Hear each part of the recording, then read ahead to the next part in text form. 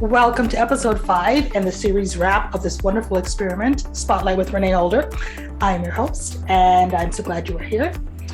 Now, today is all about my look back at 2021 and the Spotlight journey. So grab that beverage and come on back.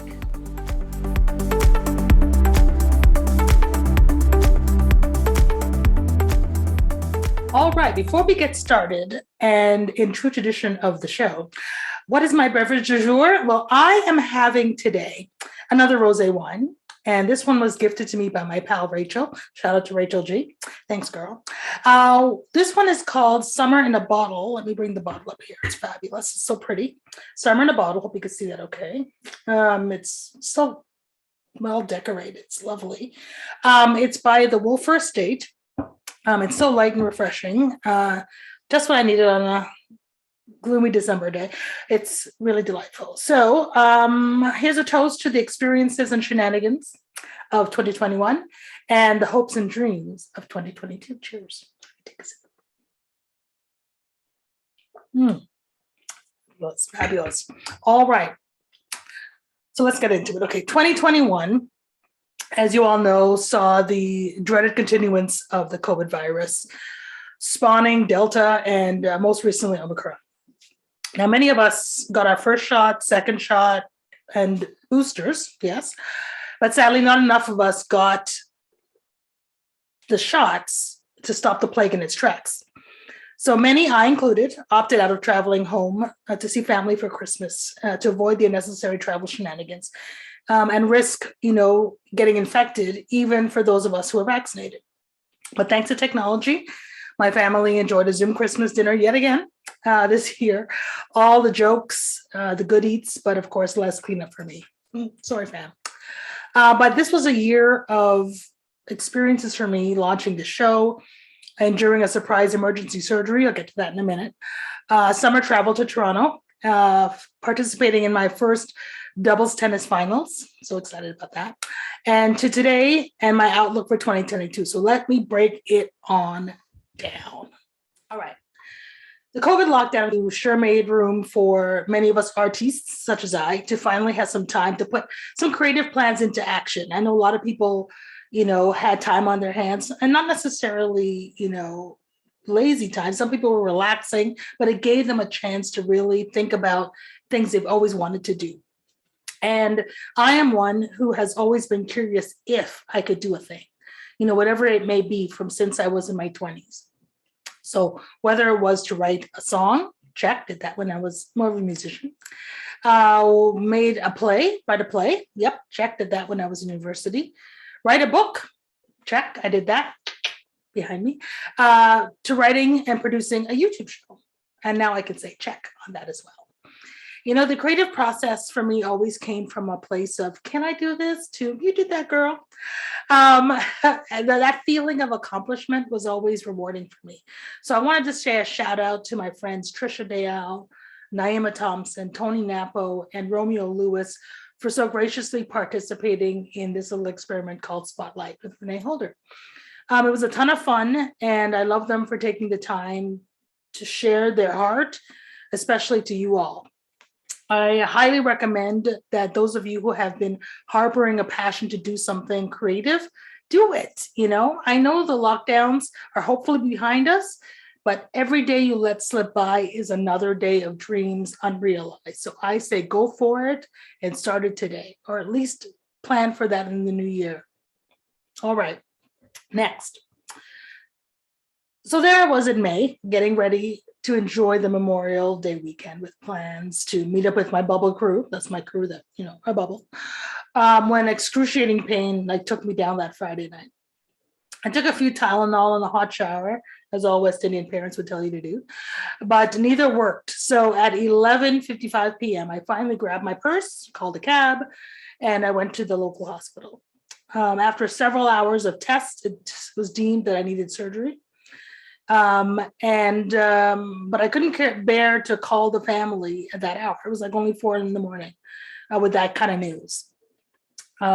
Everybody knows any call before 6 a.m. is never good news. So I slept and I texted them just before surgery around 7 a.m.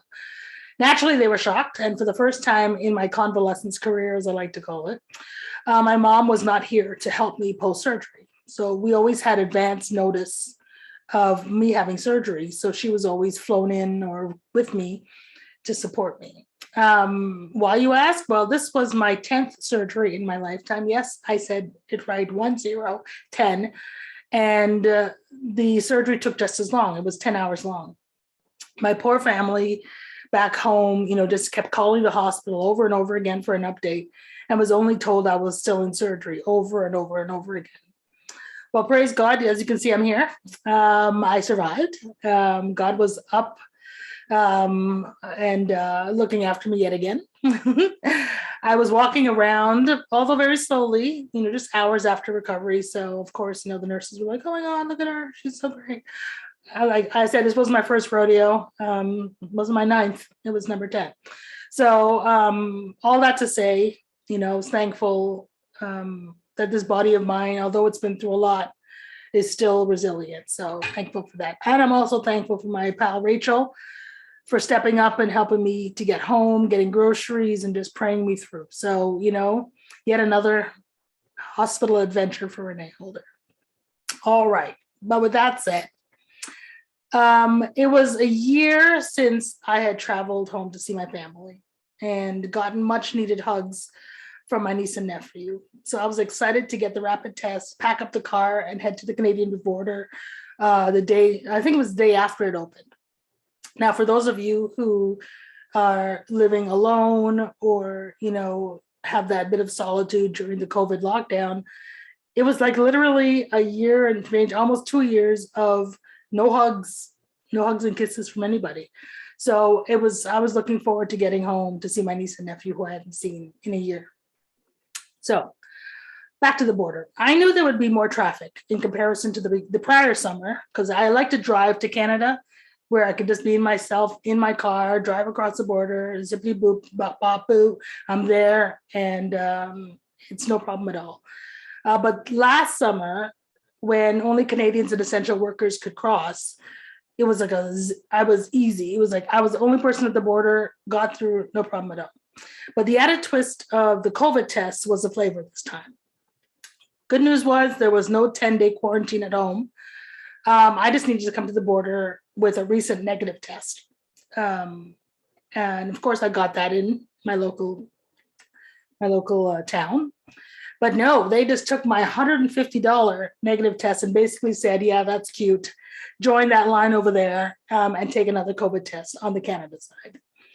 And because this was, I think, their second day doing this, the teams at the COVID test site at the border were super slow and super inefficient, adding yet another hour to my trip, which started at 8 a.m. Sorry, lies, 4 a.m. Regardless, the results came back a few days later and were negative. Thank you. Mind you, that was 2 days after hugs and kisses from my niece and nephew. So I'm not sure that logic really worked out. Anywho, it was a month of love, laughs, limes with my family and friends. By the way, a lime is a fun gathering for my non-West Indian viewers. I ate enough roti. Actually, no one could eat enough roti, so scratch that. But summer in Toronto is always a blast. I recommend it for anybody. Always go. In the summer, it's fantastic. So much to do. But I can't wait to do it again next year. All right. What's next? Oh, for those of you who may not know, I am a tennis fan and doubles player. My club plays in the USTA, and this year our ladies team made it to the local championships. What a personal journey, though. I started taking lessons 10 years ago when I lived in Oregon, and although I actually played casually with my sister over the years, getting proper instruction from a coach was a game changer, literally. I continued when I moved to New York and found a club in the neighborhood, thank goodness, where I could grow, advance, and eventually compete. I was really stressed out. I really thought, when you're at the beginning of a thing, you think that, man, I really suck. But then as you get more and more coaching, you realize, hey, you know what?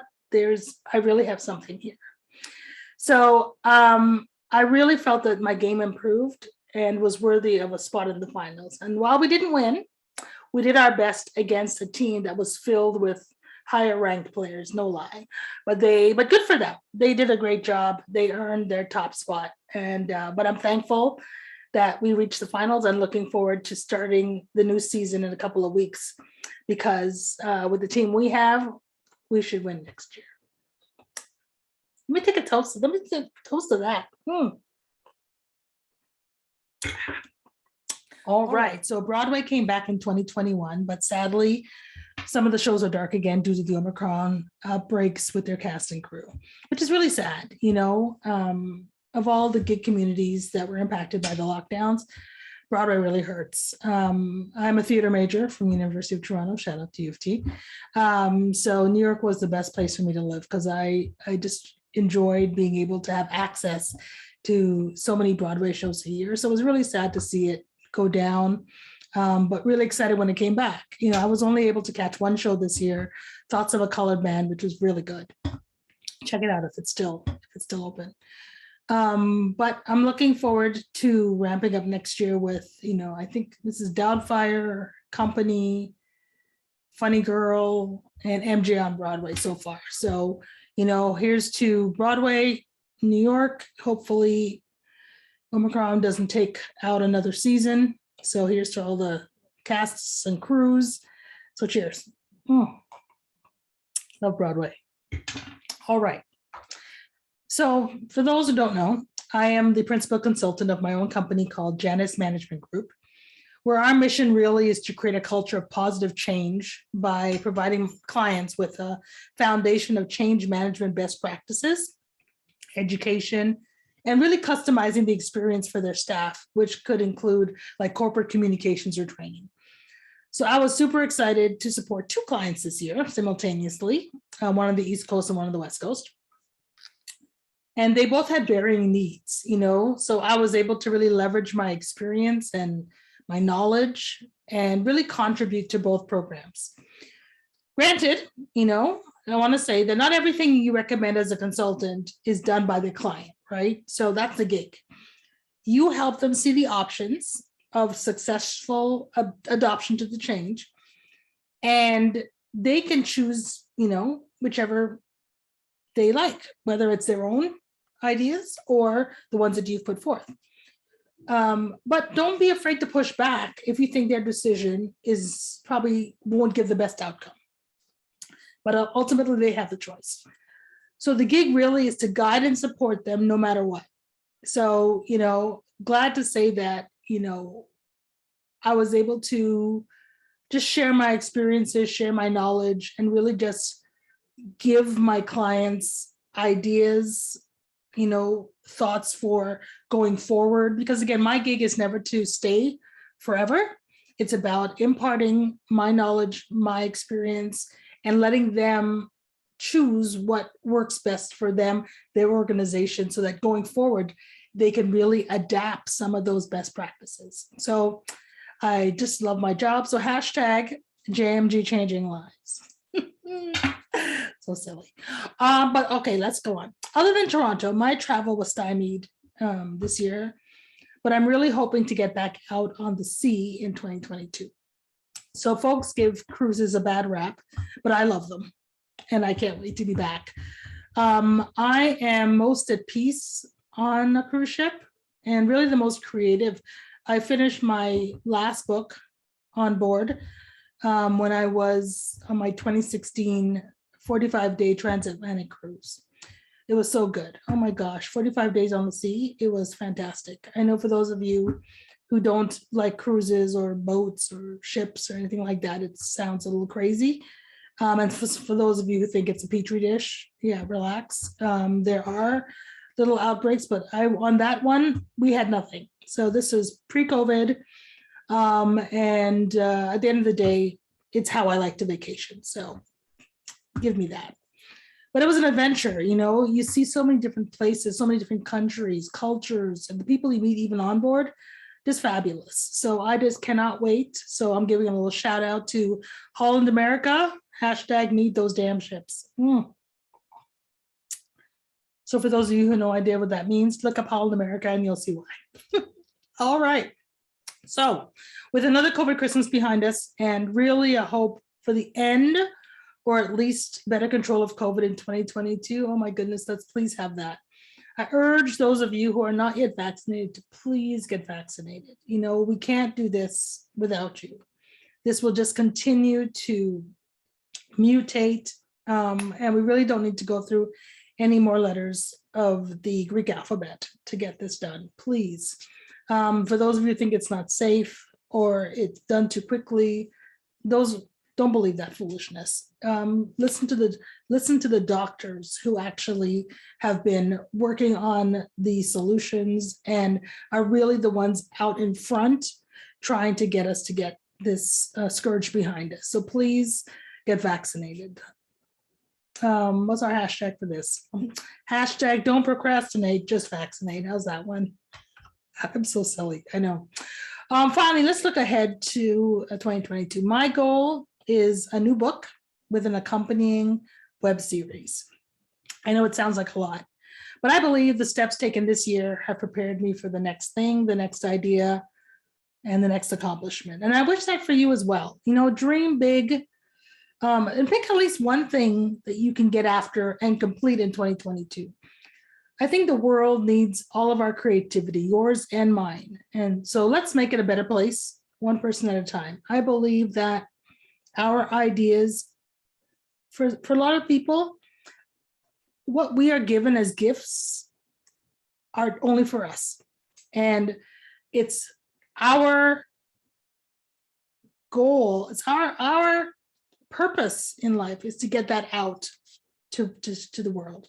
So let's give a hashtag for next year. Let's see, hashtag making dreams come true in 2022. How's that? Oh, I love that. Oh, let's take a sip to that. All right. Well, that's a wrap. I hope you enjoyed this series Spotlight with Renée Holder. For those of you who this is all new, seeing me for the first time, check out episodes 1 to 4. You'll see what I'm talking about. Meet my 4 fabulous friends and what they have to share and put into this world. I love them. It's wonderful spending time with you. I thank you all for watching, and I wish you all the very best in this coming year. Make it great. Thank you. Toodles.